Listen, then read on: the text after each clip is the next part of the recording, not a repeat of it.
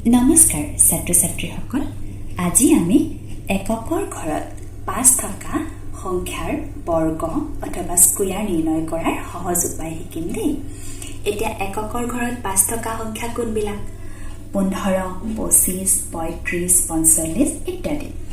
ইয়াত মই ৪টা সংখ্যা লৈছোঁ। এতিয়া ১৫ৰ বৰ্গ নিৰ্ণয় কৰিবলৈ আমি কি কৰিব লাগিব? ১৫ পূৰণ ১৫ কৰিব লাগিব। তেনেকে ২৫ৰ বৰ্গ নিৰ্ণয় কৰিবলৈ ২৫ পূৰণ ২৫ কৰিব লাগিব। ৩৫ৰ বৰ্গ নিৰ্ণয় কৰিবলৈ ৩৫ পূৰণ ৩৫, ৪৫ৰ বৰ্গ নিৰ্ণয় কৰিবলৈ ৪৫ পূৰণ ৪৫ কৰিব লাগিব। এতিয়া চোৱা, মই ইয়াত ৪টা সংখ্যা লৈছোঁ। ১৫ক যদি ১৫ৰে পূৰণ কৰিবলগীয়া হয়, আমাকতো সময় বেছি লাগিব, হয়নে? এতিয়া মই তোমালোকক এটা সৰু ট্ৰিক শিকাম, যিটোৰে তোমালোকে ৩ বা ৪ ছেকেণ্ডৰ ভিতৰতে ১৫ৰ বৰ্গ সংখ্যা উলিয়াব পাৰিবা। কেনেকৈ? এয়া চোৱা, মই ইয়াত ৪টা স্থান লৈছোঁ। প্ৰথমে আমি ইয়াত বৰ্গ সংখ্যাটো আহিব। প্ৰথমে আমি বৰ্গ সংখ্যাটোৰ দশকৰ যি দুটা সংখ্যা হ'ব সেই দুটা উলিয়াই লওঁ। কেনেকৈ উলিয়াম চোৱা, ইয়াত আছে এককৰ ঘৰত ৫ পূৰণ ৫। ৫ পূৰণ ৫ কিমান?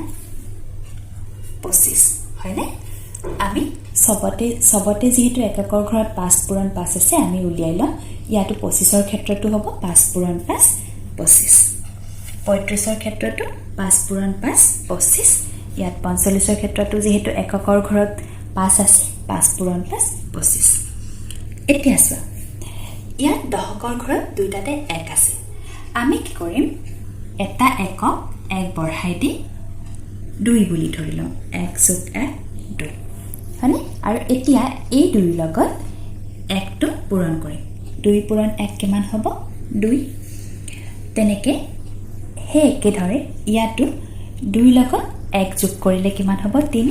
সেই ৩ৰ লগত ২ পূৰণ কৰি কিমান হ'ব? ৬। তেনেকৈ ইয়াতো ৩ৰ লগত ১ যোগ কৰিলে কিমান হ'ব? ৪। ৪ পূৰণ ৩ কিমান হ'ব? ৪ × ৩ = ১২, আমি সকলোৱে জানো। তেনেকৈ ইয়াতো তুমি চোৱা, ৪ৰ লগত ১ যোগ কৰিলে কিমান হ'ব? ৫। আৰু ৫ পূৰণ ৪ কিমান হ'ব?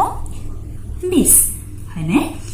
এতিয়া চোৱা, ১৫ৰ যিটো বৰ্গ সংখ্যা হ'ব সেইটো হ'ব ২২৫। ২৫ৰ বৰ্গ সংখ্যা ৬২৫।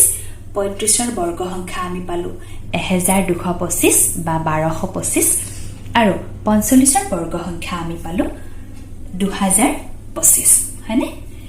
এনেকৈ আমি বিভিন্ন এককৰ ঘৰত ৫ থকা বিভিন্ন সংখ্যাৰ বৰ্গ সংখ্যা উলিয়াব পাৰোঁ। ভিডিঅ'টো কেনে লাগিল কমেণ্ট কৰি জনাবা। ধন্যবাদ।